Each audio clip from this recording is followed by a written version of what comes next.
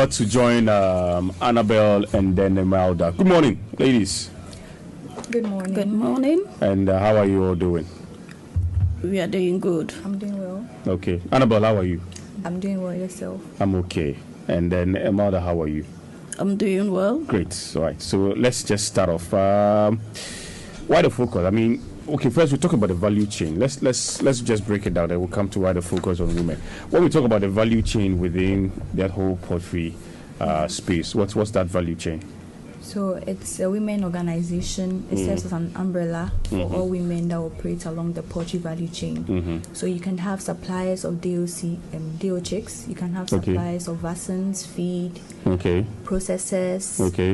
We have feed millers as well. So it's just women that operate along the poultry. And all this value chain, there are women involved? Yes, there are women involved. There are women processors. There are women who actually rear the birds. And market them. So so all women who operate along the poultry value chain. And there are women actually who also own farms? Yes, we have women who own their own farms. Yes. Okay, with that number of beds, plenty beds? Yes, depending on their capacity. Their capacity. Yes. Yeah. Okay, all right. So why the focus on women? Thank you very much. Yes. So we're saying that women, just like men, play a very active role in the food systems. Okay. So in Sub-Saharan Africa, we can say that about 50% of farmers are women. But what we also realize is that farms usually managed by women or agric industries managed by women are plagued with a number of issues. And these persistent gaps reduces the productivity of the women.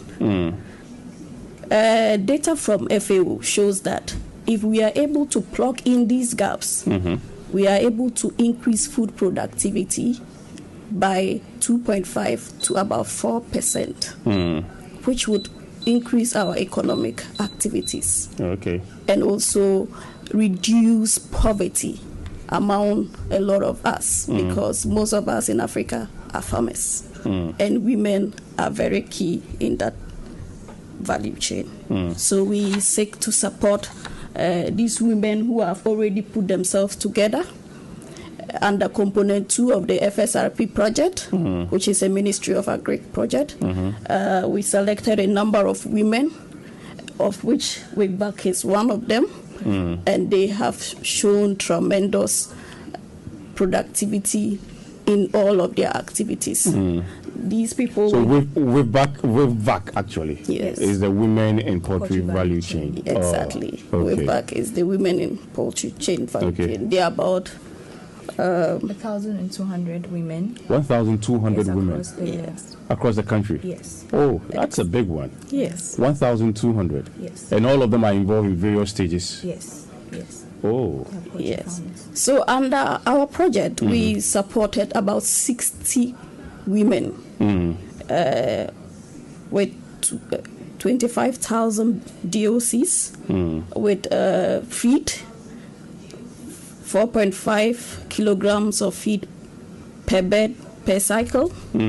We also supported them with vaccines, and above all, we gave them capacity building, which has stabilized their production.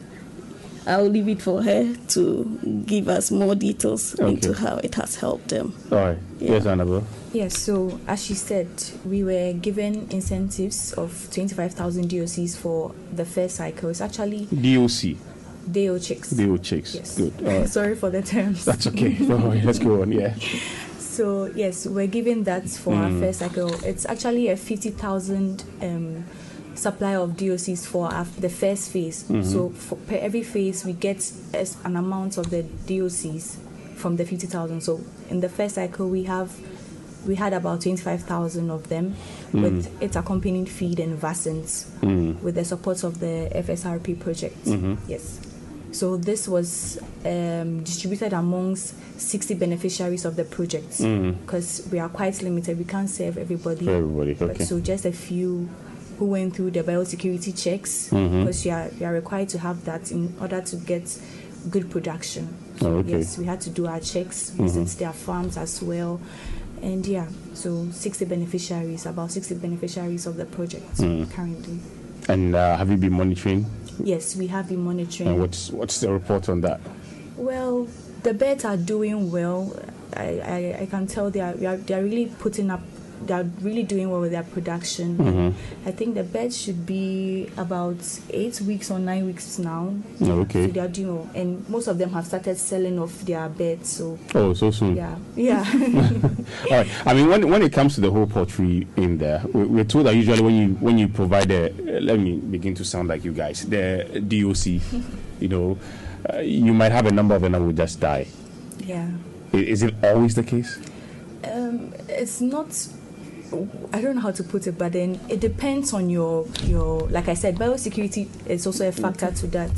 If you are not keeping the farm neat in terms of sanitation, they need a controlled amount of temperature, like in the hot season, in the cold season, how to go about it. So it's in terms of management. If you are not able to manage the farm well, you could have some of the birds dying, but most people you go in about 200 birds, you have all of them surviving, and you getting your production out of it. So it's about management. If you're able to manage your farm well, do your biosecurity checks, you check your housing system and everything, you should have good profits from your production. Okay, all right. So it means that before anybody even joins you or even get that kind of support, you carry out all these checks? Yes, we have to, because we can't. You go to their farms? Yes, we go to their farms. So we can't give you something and then later on you tell us that maybe 100 of 200 birds died. So we have to check all these things and know that you are reliable. Because these incentives are not a loan or grants. It's a credit. You have to sell and then pay back the money. Yes. So Emelda, so you have to pay back? So the idea is to support them start the process. So we guide them.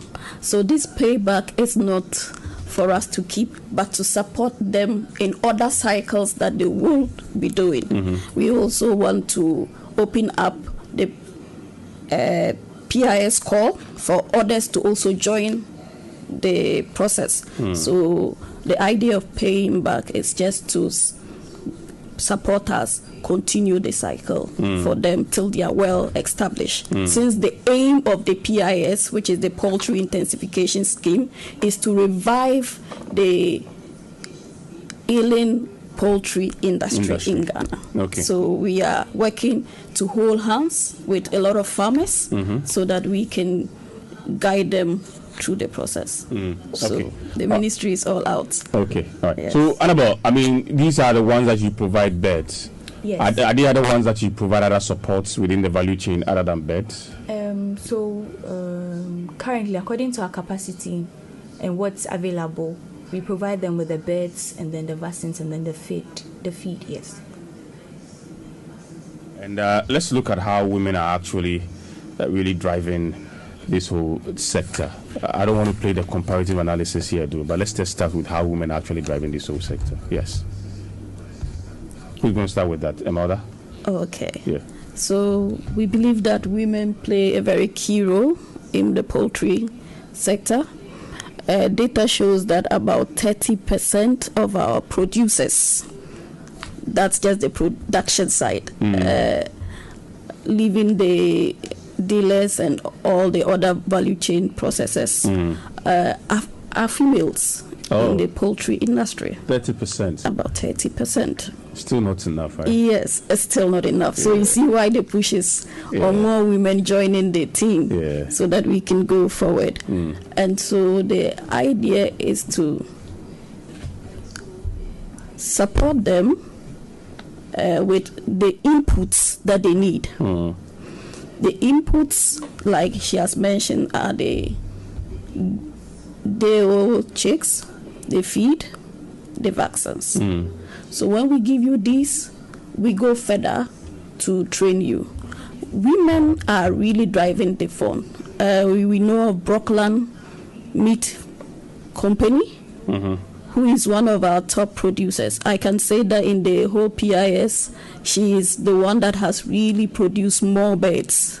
Oh, okay. Yes, and so she has more than 1,000 women she's supporting under her wing, from the production side through to the processing and even the feed production. Oh. Yes. So she's doing so well in the area. Oh. We also have WIPVAC, which has about 100,002 women across the whole country. And these women are producing in their various capacities, and they are all supplying these poultry products to our markets. Okay. So they are really pushing. I'll let her give. Annabella, you have any addition?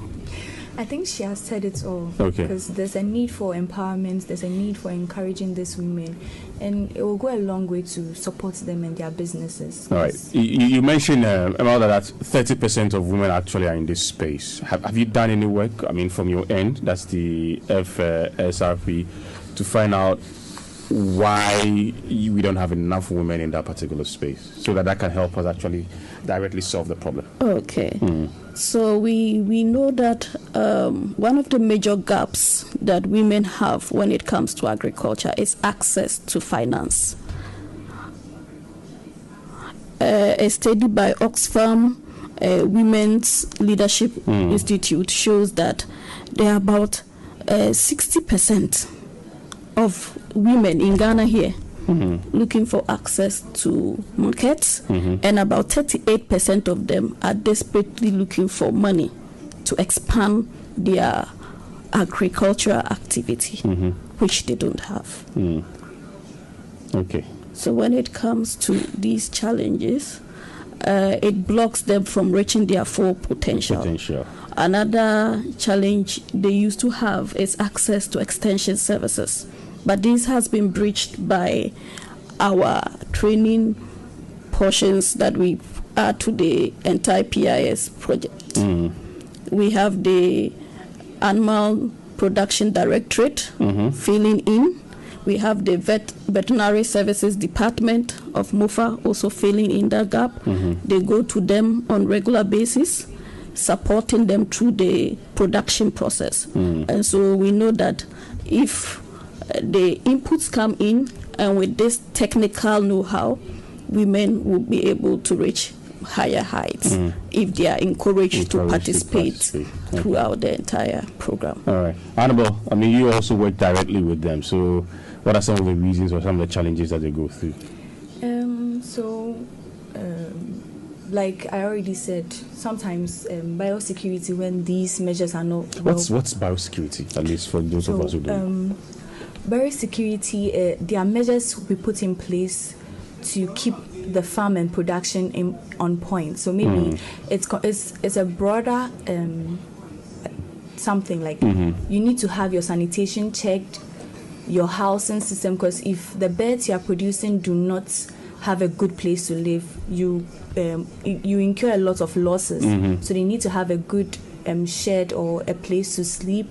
Your environment needs to be neat. Your weeds needs to be cleared, because you can't have birds and lizards and snakes in one coop. So you have to keep the environment neat. So it's your isolation. If one bird is sick, you have a place to put them to avoid the spread of diseases. So it's a broad... So you have a whole system in place. Exactly. So, yeah. So that means capacity building is key. Capacity building is key, because if I have a capacity of 1,000 beds and I'm bringing in 1,005, I should ensure that my space is enough for their movement, because if they're overcrowded, so you have a lot of challenges like spread of disease, you have a lot of death, so it's a whole lot. It's a whole lot, yeah. Okay, that's good to know. In terms of capacity building, that brings me to my next question, which I'll move to Emelda on that. What lessons or new best practices best practice ideas of the organization members actually gain from your outfit? That's the FSRP. Okay. Yeah. So, like I mentioned, we have the Animal Production Directorate, VSD, which is the Veterinary Services Department, and we also have the Environmental Unit of FSRP. We took them through a series of trainings on climate smart production systems. You know, the bird is a very interesting animal. Although it has very high temperatures, it's very sensitive to temperature changes.